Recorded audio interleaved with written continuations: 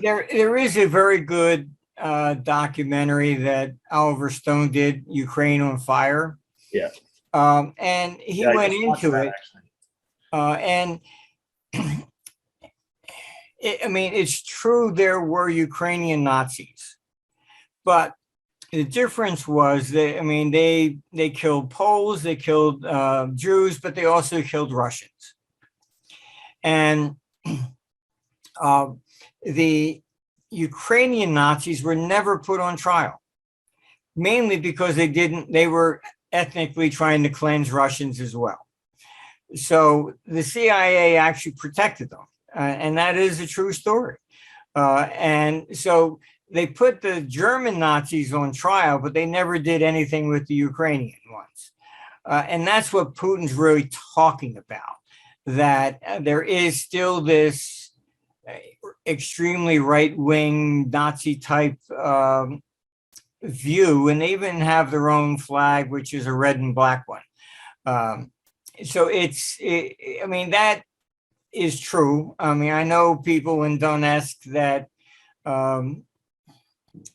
basically talk about the same thing, that, that they feel that they're a second-rate type citizen. And when Yanukovych went in, he was from the East. And so he passed a law that said Russian and Ukrainian were official languages. Then Zelensky comes in and he passes a law only Ukrainians respected as the language of Ukraine. So from their perspective, it's like a real slap in the face that they don't even exist. And if they exist, they're like, quite different. So, I mean, there's a lot of different resentments on both sides. Ukrainians resent the days of Stalin that came in and 7 million of them died because they took all the food. I mean, that was, one of the main plots that was in the movie Mr. Jones, which is also very good. So, I mean, there's definitely resentment on both sides. And so one goes back to Stalin, the other one goes back to World War II. But they both have their legitimate gripes. I mean, I wouldn't say it's propaganda from either side that's made them up. It is simply fact. That's it. I mean, I was in Yugoslavia many years ago before they broke up, and I went to a meeting and they were talking about, the opposition. Oh, they killed 600 of us and they threw us in a common grave. And I thought it was something I missed in the news. I said, excuse me? I said, when did this happen? Oh, about 700 years ago. Oh, yes, that one. Okay. Yeah, I was speaking to one of our writers, Byron King, last week, and he was saying, if you look back in the history of Europe and where the lines are drawn, the Ukraine gets passed over all the time. The line moves across that stretch of land back and forth. And during the Cold War, it stretched beyond the Ukraine to Poland and beyond, all the way to East Germany. He's like, we're just in one of those periods right now where the lines are being redrawn. And I tend to agree with you that if they just if they just drew the line where the Russian ethnic groups in Ukraine are annexed into Russia, it seems like from an outsider's point of view that ought to be a reasonable settlement. I don't know where they are in the ceasefire talks, but it seems like a reasonable thing but we don't carry that historical background like you mentioned. No, it's true. We don't hate them for this or that or the other thing. But there is a contingent of policymakers in the U.S. that are looking at that historical hatred between groups, and they're like, hey, this is our chance to realign the map, draw the lines on the map the way that we want to see them. People are advocating that we go in and take advantage of the war to destabilize Russia, and I think that's a different kind of political impetus than what the World Economic Forum is advocating. They want a one world government. the neocons in the U.S. They want to see war with Russia just to get back at them from the Cold War, as if the Cold War was still going on. I think that's a serious mistake because. Well, you say it's a serious mistake, but are you agreeing that there is a segment of politicians? Oh yes, no. Look, we have neocons, just as Russia does, that would love to have war with the United States. We have the same problem on our side. They were there, with pushing for the Bay of Pigs with Kennedy. I mean, they were the ones that came up with weapons of mass destruction in Ukraine. I mean, in Iraq. Even Johnson, you can Google it. I think it's even in Wikipedia. He stood up and said, Vietnam never attacked us. He said, for all I know, they were shooting at whales that night. I mean, virtually every war has been, propagated on some sort of propaganda, really, that was not true. The sinking of the Maine, the Spanish attacked us, and then it turned out never, that was never the case. But we have, this is, you just have people that always want to go to war. And I mean, there was probably the guy that really created the Second Amendment was the Prince of Savoy, who was a very famous general. Even Napoleon said he was one of the greatest. And he had worked for many different kings.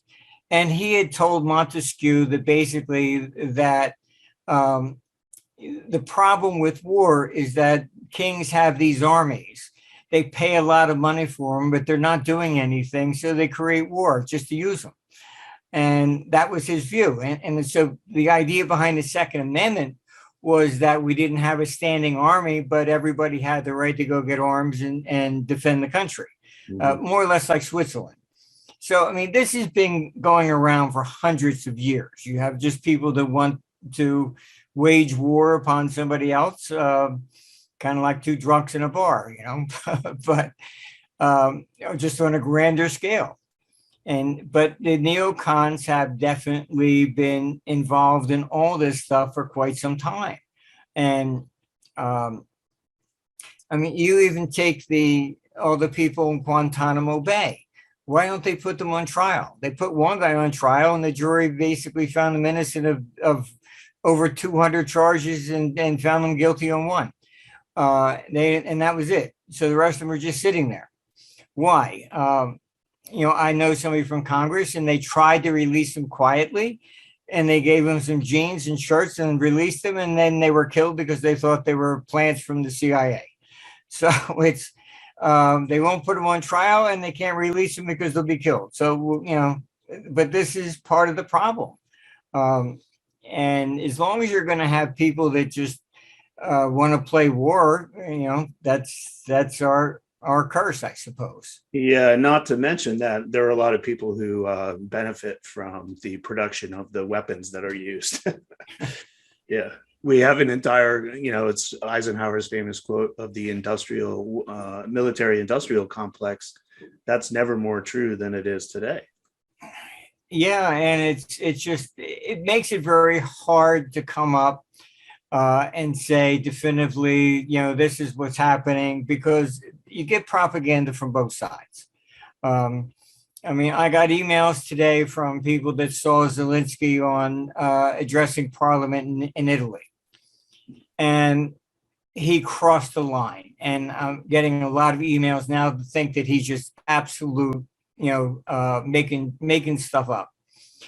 In what way did he cross the line, though? He said Russians were torturing little kids. For what reason? And capturing and torturing them. What would little kids even know about? I mean, honestly, nobody's ever done something like that. Yeah. But he's like soliciting money. Please come help us. This is what the Russians are doing to our children. I mean, not even Genghis Khan did something like that. Where's the evidence of any of this? And so a lot of people I know from Italy were just very disgusted with him, and they said that was it. They just think he just makes up stuff and just puts it out on the air, and everybody goes, "Oh my God, where's the evidence of any of this? And he was putting out claims that, there's a coup forming in Russia and they're going to take out Putin. I mean, that is nonsense too, because first of all, if that was true, why would you, warn Putin that that's going to happen? And they even named his successor, who's the number 2 guy. And God help us if he's in there. I mean, Putin's reasonable compared to him. He came out and said that Stalin's Great Purge was necessary. I mean, there are worse people than Putin. I mean, come on. I mean, there have been some. I mean, Stalin could kill 10 million people and then go out to dinner. Yeah. So I mean, everything's relative. But I think even those statements coming out of Ukraine are not true. I think it seems to me more trying to get somebody desperate to, you'll be a hero if you take him out. But then you take him out, then what are you going to get? It's often in war, you don't want to actually eliminate the head because then there's nobody to negotiate with. So and the rest of the people, honestly, behind this is nuts. And the sanctions that Biden has done are way out of line and very serious economically. Well, the phrase he's been using is he's trying to weaponize the dollar. And the thing about weapons is that in war, they get destroyed. And it's likely what's going to happen to the dollar in this case. It's worse than that. When Obama was going to put on sanctions against Putin for taking Crimea back in 2014, he went to SWIFT and said we wanted to take them out of the SWIFT system, and they've refused. They said, you're not going to turn this into a weapon. Now, there's a new regime in SWIFT since 2019. Biden goes to them and they go, okay, fine, we'll take them out. Now, the problem here is you've just told the entire world, if you disagree with us, we can remove you from SWIFT. China has been working on an alternative system, and now they're going full blown ahead. And you've effectively chopped the world economy in half.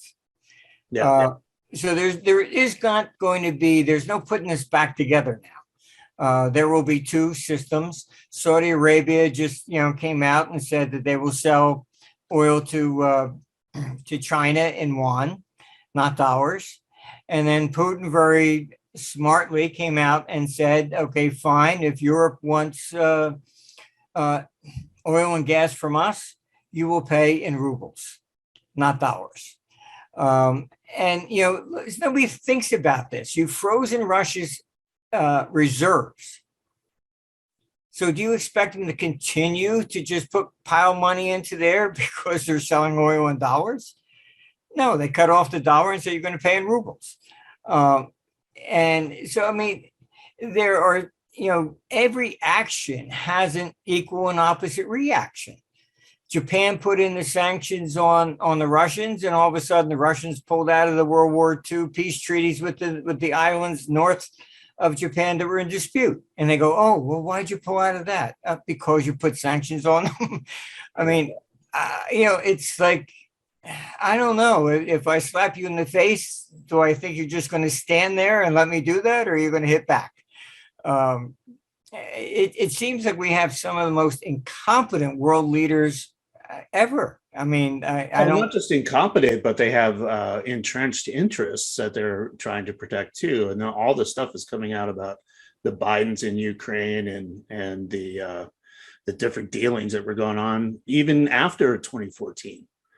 Yeah, I mean, look, this guy that funded Zelensky is the same guy that would put Hunter Biden on the board of the energy company. I mean, this is all so entangled. It's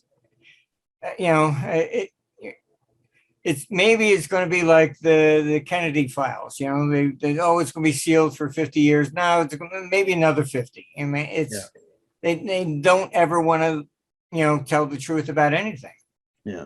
Well, that's kind of how we started this. The 2 two blocks, the autocratic nations on one side developing their own system of trade and finance, and also in development of their own military.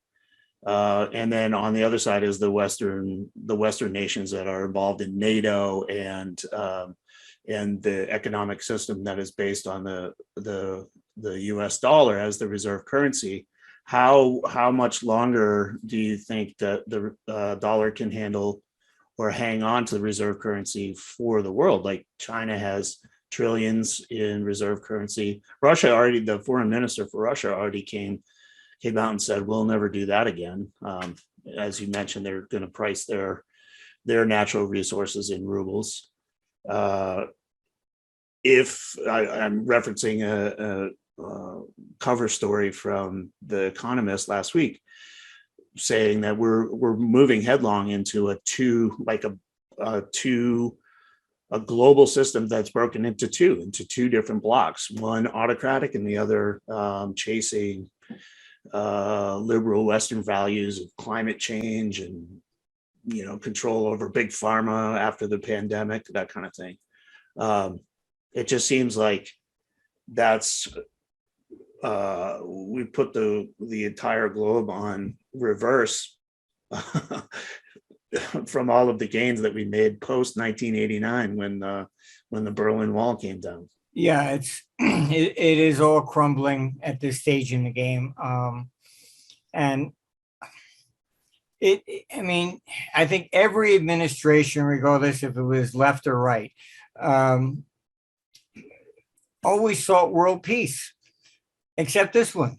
And knowing the economic problems behind this, it just seems as though they know it's going to come crashing down anyhow.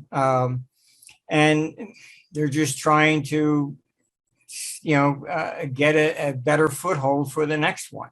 Our problem is that governments have been borrowing since World War II with no intention of ever paying anything back.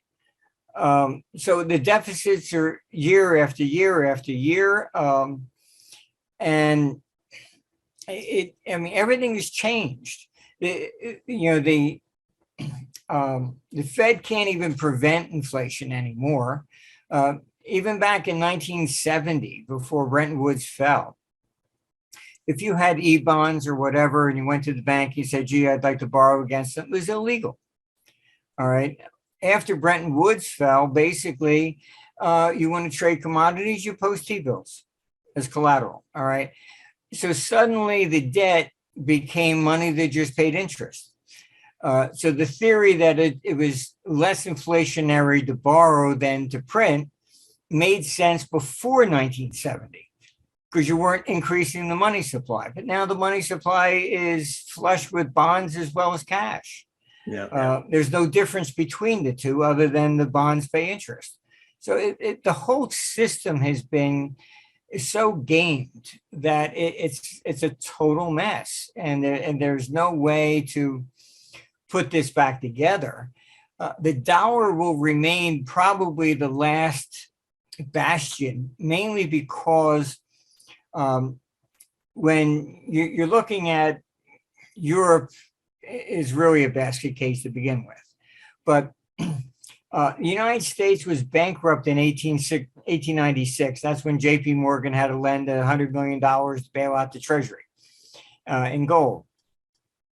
By the end of World War I, we had taken the title of the financial capital of the world from Britain.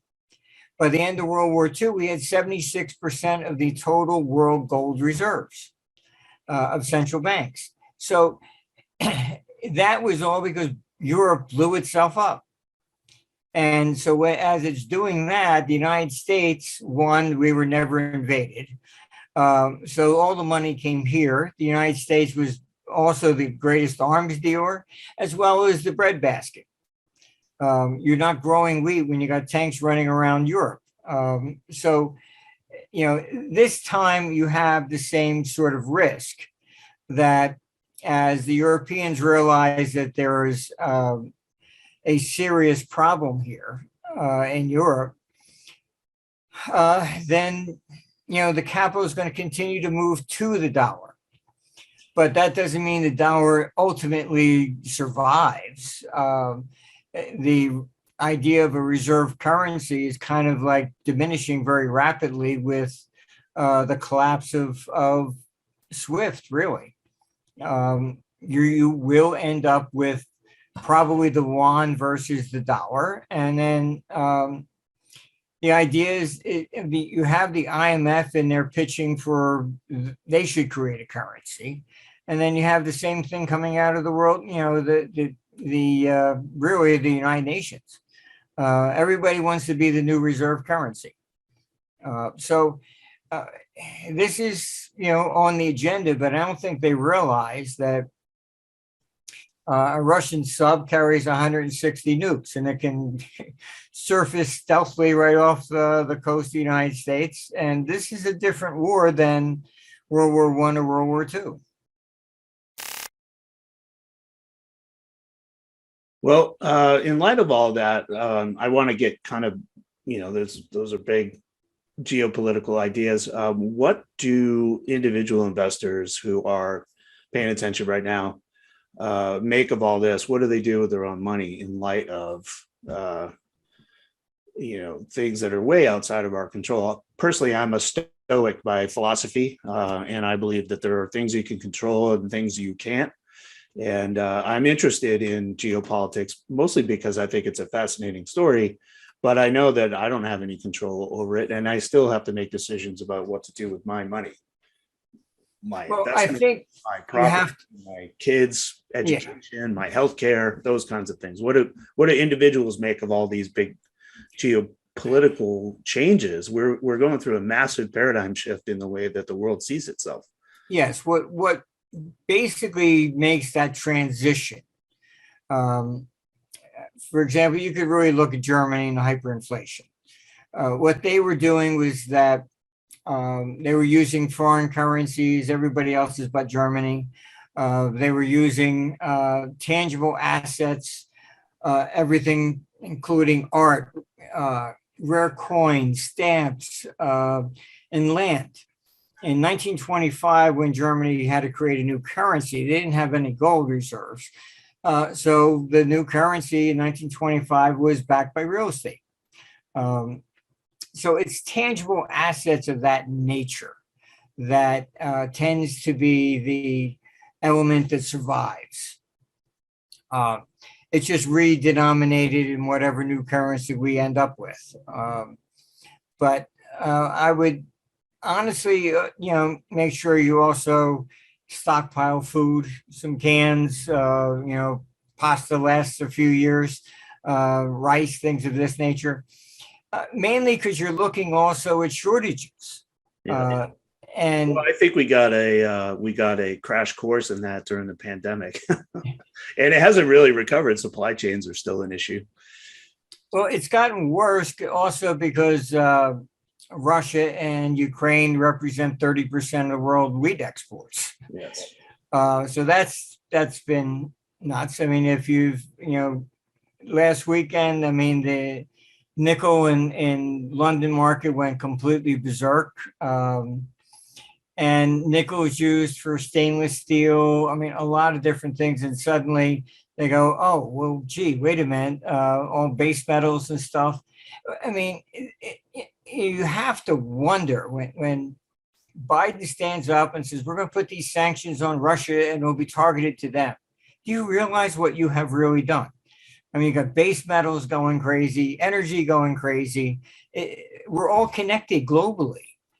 So shortages in energy in Europe are going to push the prices up even here. I don't know if these people are completely stupid or what, if people advising them are stupid. It's hard to say. But all your tangible assets basically are rising right now. And that's what you see.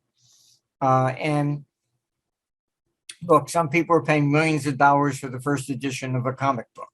I wouldn't do that, but this is what's going on. Houses depends upon the area that you're in. You're seeing, prices basically decline in areas of New York and California, and rising in Texas and Florida. You also have mass migrations because of the COVID restrictions still. So it's very, very complex, to say the least. And you have to look at this from that perspective and understand that we're dealing with, when a currency system fails, it's the tangible assets that still have the value.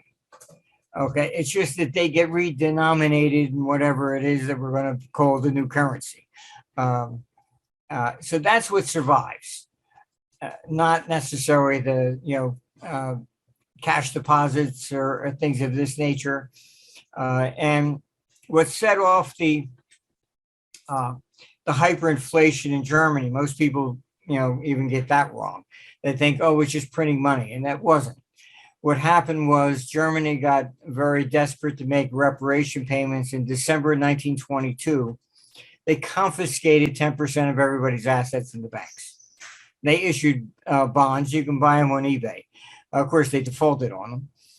But once they confiscated in what you would call forced loan, then people went, holy shit. And they just took money out of the banks. They went everywhere other than they would no longer trust the system. And I think that's kind of what we're getting to with SWIFT being turned into a political weapon. So that's already starting on a global scale. I'd be careful also about, cryptocurrencies. They're not the alternative to the dollar or something like that. These people have got, guns and tanks, and they can do whatever they want to do. So we have to look at those sorts of things. If people want to hear more of your ideas, what's the best way for them to do that? You can go to armstrongeconomics.com. It's totally free. We don't even make you register, so we respect everybody's privacy, and we put it out more as a public service. So you're welcome to go there and look. You can browse and search, all the archives of everything we've been publishing for decades. But like I say, you don't have to register, and it's free.